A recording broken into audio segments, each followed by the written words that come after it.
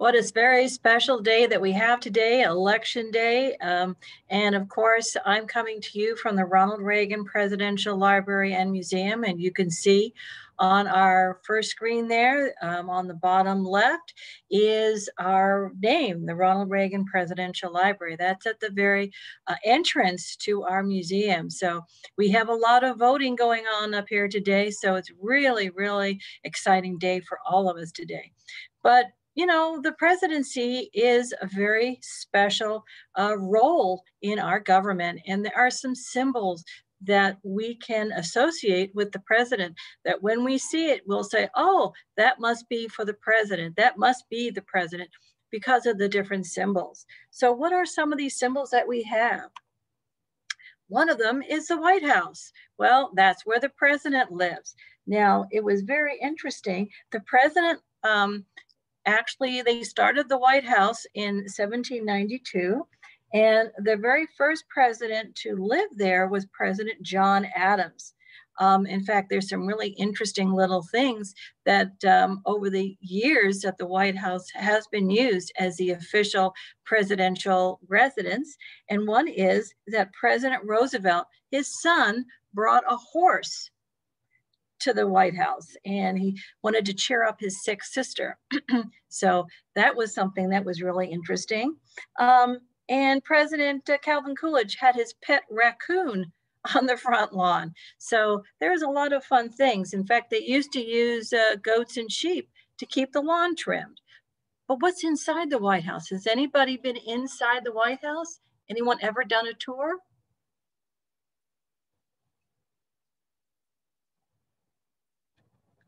Well, inside the White House, they actually have a movie theater. The president doesn't even have to go anywhere to go see a movie. And it's got a bowling alley. In fact, President Nixon, he bowled a perfect game. That's what they tell us. Also, it has a swimming pool and a beautiful room. It's called the East Room, where they can hold different parties and receptions and things. As you can see from some of the cool facts, it has 132 rooms and 35 bathrooms, 3 kitchens. So they take care of a lot of people there. And it even supposedly has its own ghost, that the Abraham Lincoln bedroom has a ghost that lives there. Now, in 1812, there was a big kind of a war going on in the United States, and the White House got burned down, and then it was rebuilt to the way you see it today. Anybody have any thoughts about the White House? Like, what does your house look like? Do you have any of these things? Yes, it looks like Victoria, you raised your hand. Are we able to unmute Victoria? Sure, Victoria, I'm gonna go ahead and unmute you.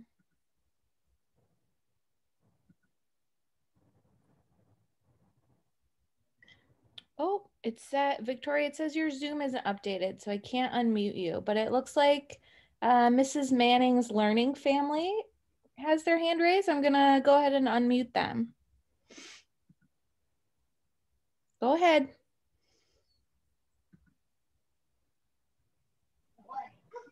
I have a movie theater in my house. You do? And a pool. I have a theater room and a swimming pool. I just have a swimming pool. I have a bowling alley. Oh, you have a bowling alley. I think someone just told a fib. Okay, well, that's really cool. I'm glad I don't have to clean those 35 bathrooms. So that's, as a mom, that's what I'm glad about. That's a lot of bathrooms to clean. All right, let's see what else is the symbol of the president. The Washington Monument. The Washington Monument was built in 1848, and it honors our very first president, which is George Washington. And the monument represents the president's commitment to independence. So here's some cool facts about George Washington. He was a general in the 7 Years' War. This is prior to our getting our independence, and then again in the American Revolution. And he was 6 feet tall. He was over 6 feet tall, which was really tall for a guy at that time.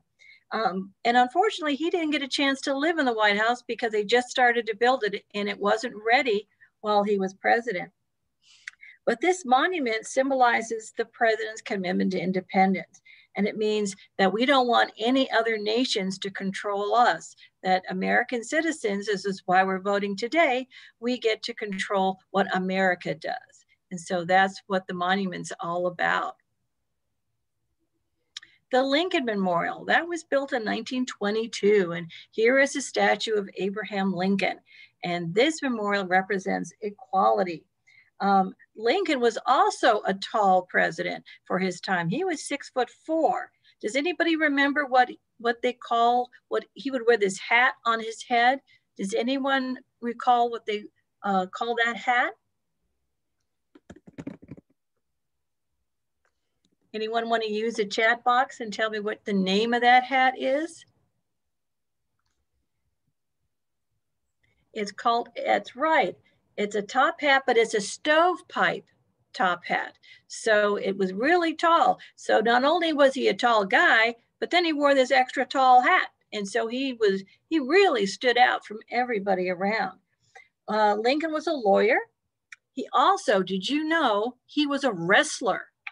He had 300 matches when he was a wrestler and he only lost once. So he had a lot of different talents besides being president. So let's get some questions. So in the chat box, can you tell me where the president lives? Where does he live?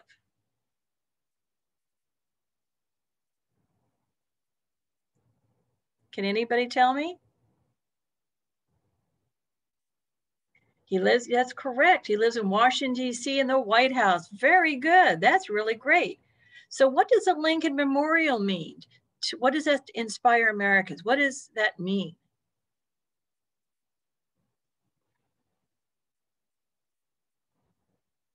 That's correct. Equality, freedom. That's right. Very good. What about the Washington Monument? What does it symbolize? What does it tell all the other nations of the world? Right, independence. We want to be our own people to do what we want to do and live the way we want to live here in America, right? So this is a thoughtful question. Why do you think the Lincoln Memorial and the Washington Monument, why are they so important to Americans? Anybody have any thoughts about that? Correct. We all want to be free. Really good. What else? There's lots of good stuff coming through. Stands for freedom. Very nice, Kim.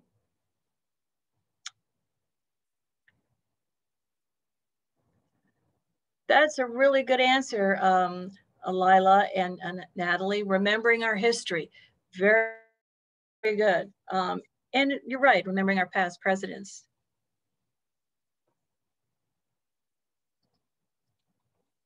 Now, another presidential symbol is the seal. You see that round thing there in the middle?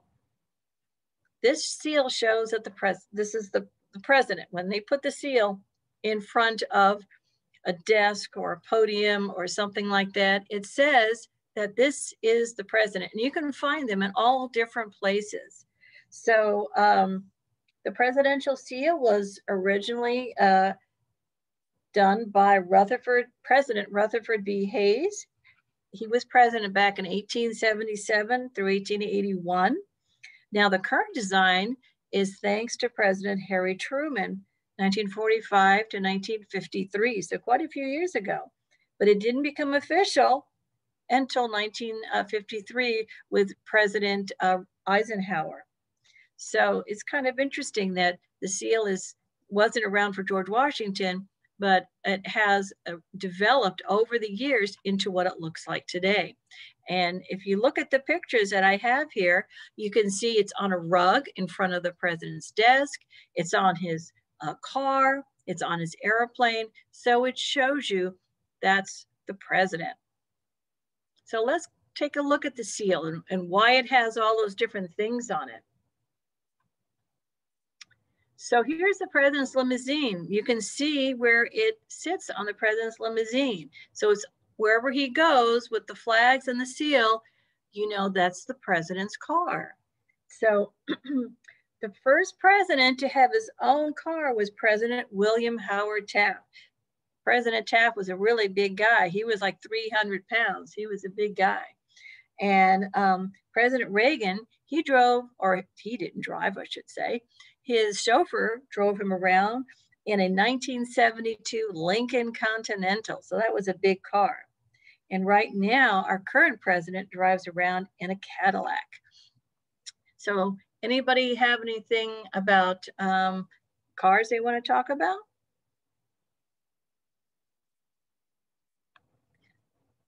Okay. Here is the Oval Office, and here you see it on the seal is on the rug in front of the president's desk. And this is where the president makes really important decisions. Now, the Oval Office is where the president has really important meetings. He'll gather his heads of state will come visit him there. He'll have his top aides and different secretaries throughout the cabinet will come in and talk with him. And it was opened in 1909, so over 100 years ago, the Oval Office was built. And the office burned down in 1929. Wow. And so President Herbert Hoover then had to rebuild it. And they made it bigger because Franklin Delano Roosevelt, he needed more space. Now you see that desk there? That was made from the timbers of a ship from the last century. It was a ship from the British that had gotten stuck in the ice, and the Americans found this ship. They got the ship out of the ice, gave it back to England, and Queen Victoria then had this desk built and given to the president. Now, every president gets to choose the furniture and the desks he wants to use, so they can change up the decor of the Oval Office however they want. And then here is the airplane, the Air Force One. Now, when the president's on the airplane, it's called Air Force One. When the vice president is on the airplane, they call it Air Force Two. So whenever you hear Air Force One, you know that's the president's plane and the president is on it. And then it's got a seal. You can see the seal. So it tells you that the president gets to travel around on this airplane and it keeps him safe. Has anyone flown in an airplane before?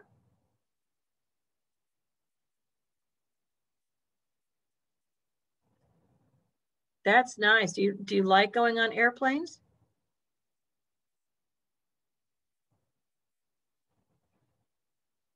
Oh yeah, that's fun. The president goes all over the world on his airplane. Now, the presidential seal is found on what we call the podium. That's the piece of furniture you see the President Reagan is standing behind, and that's where he gives speeches. And he tells, you know, people about different things going on and gives them information and all of that.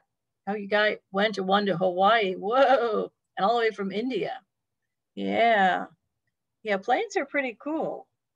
So the seal is found on the podium. It's found on his car, and it's found, you know, on the rug. It's found on a flag. It's found in a lot of different places. So if you were going to design your own seal, what would it look like if you were president? What would you want on your seal? Maybe you can draw one and then share it with your class and your family.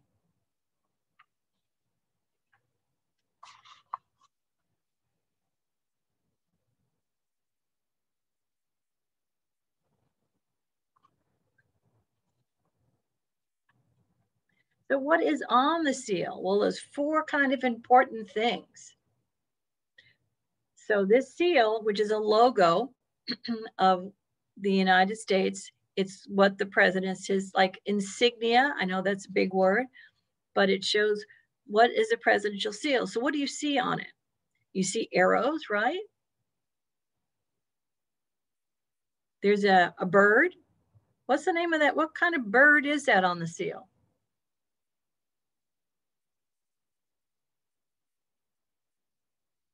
Anybody know what that, oh, bald eagle, very good, yes. And then this is really hard. What's that green stuff there on the left below the arrows? What is that?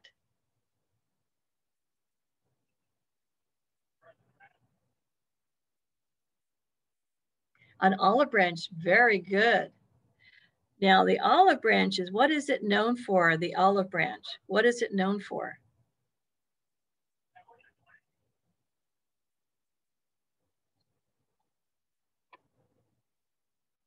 What's the olive branch known for?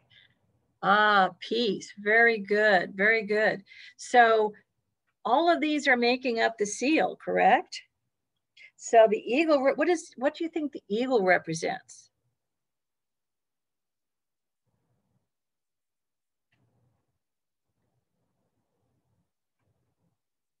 Does the eagle represent freedom? Means the president is head of state?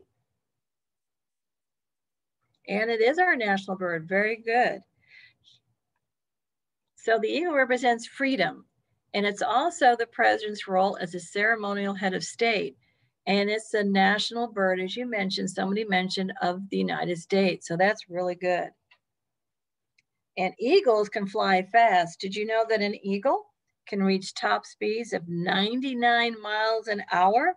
And it can see a very small animal on the ground 2 miles up in the sky. It's got fabulous eyesight. So what do you think, why did people decide to choose eagle as our national bird? Anybody have any ideas of why the eagle was chosen to represent the United States as our national bird? Okay, strength. That's good. Yeah, it is a fierce looking bird. Don't mess with me, says the eagle, right? Very nice. So the president is also, as I mentioned, the ceremonial. That's because he represents us in different areas where, you know, people look to him for information and knowledge. So he represents the United States on domestic and international levels. So he will talk to other countries. He will talk to the people in Congress, the people in the Senate. He will talk to leaders in the different states. So he represents the United States. Now, you mentioned, and you rightly so, about the olive branch. So in the eagle's left talon, or his left claw, he's holding the olive branch. And it represents peace and the role of the president's role as a chief diplomat. Because as we talked, he's in there to make sure that we want to be peaceful. We don't want to have wars or anything like that.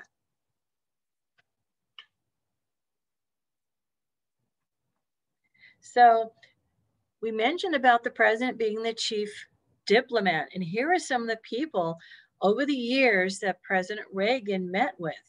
He met with the Prime Minister of England, and at that time it was Margaret Thatcher. He also met with the Prime Minister of Israel. He also met with the Prime Minister of Japan and Mikhail Gorbachev of the Soviet Union. So he met a lot of international people. So he assumes the responsibility for peace between the United States and other nations. And he talks to people and forges alliances or deals to make sure that we are all peaceful and we all coexist peacefully together.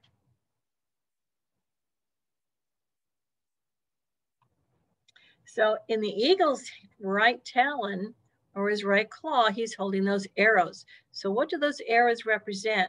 Well, it's the president's role as commander-in-chief.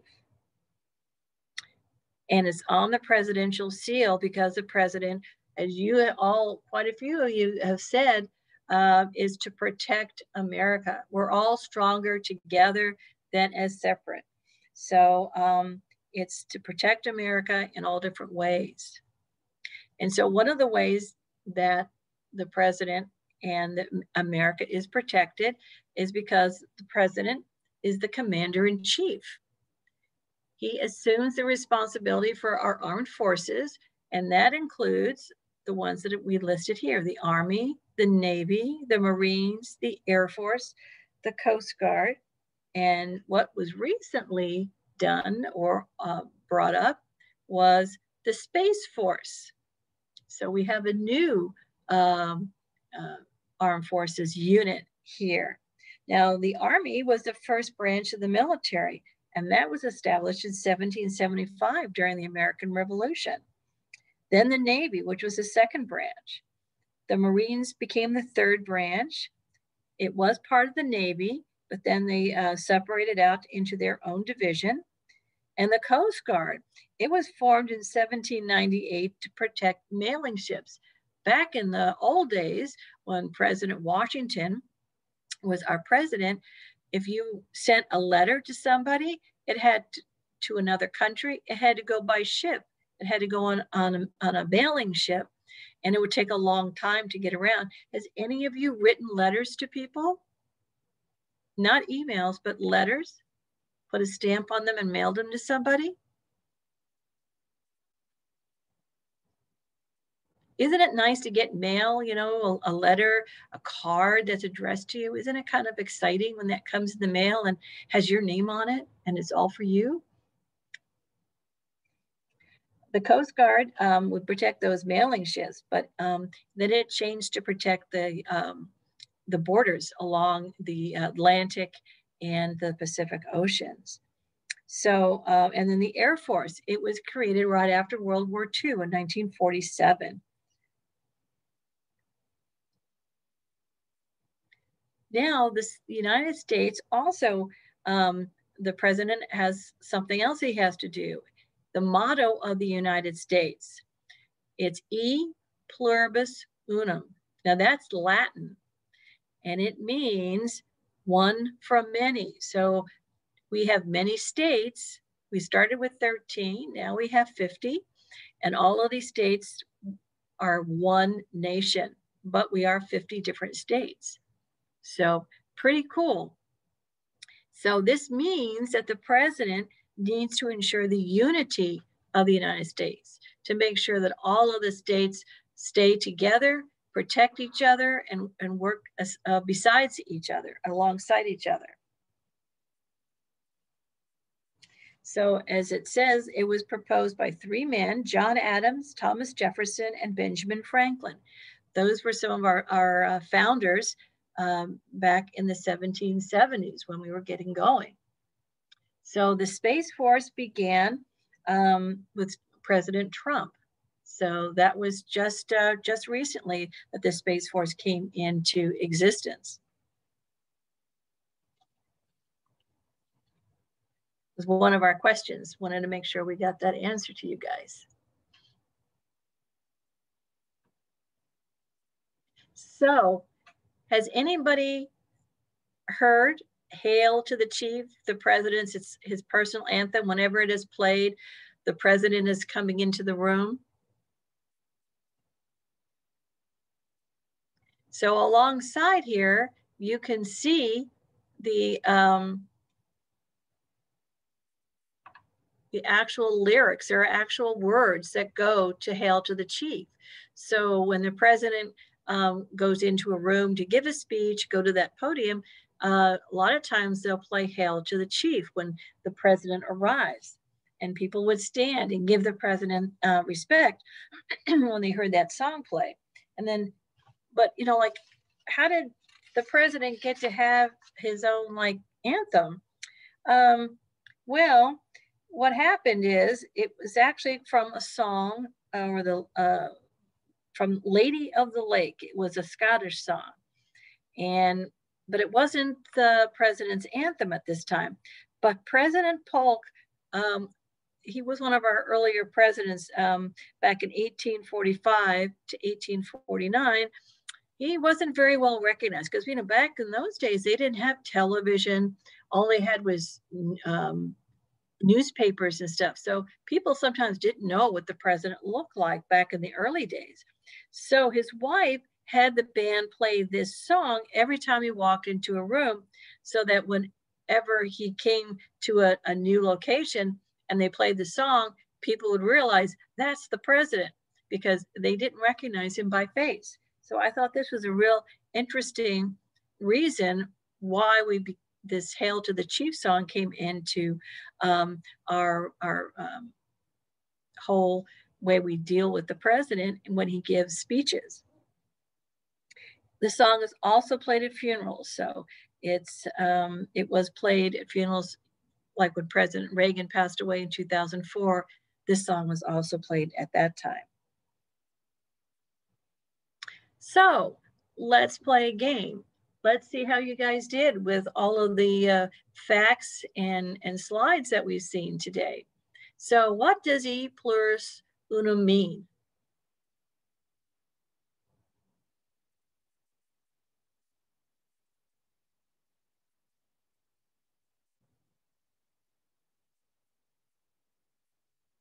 And is it very good? Lila and Natalie, Victoria, Eva, very good. One from many, very good. What about number 2? What does the eagle represent? Okay, number C. Anybody else agree or disagree? That's right. The president's role as commander-in-chief. And what responsibility does the olive branch mean? What do you think the olive branch means? Peace.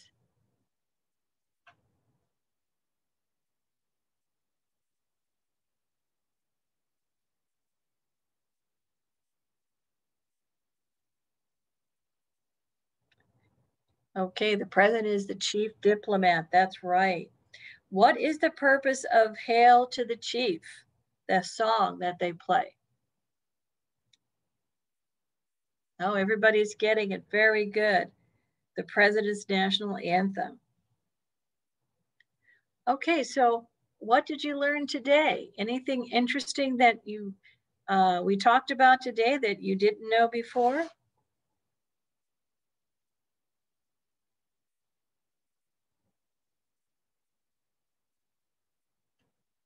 Are any of you going to maybe make your own seal?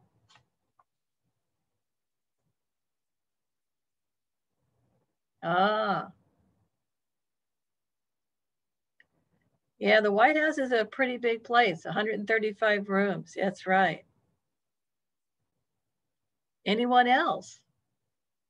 Ah, Space Force. I haven't seen the uniform yet. I'd be real interested to see what uniform they decide to put on the Space Force.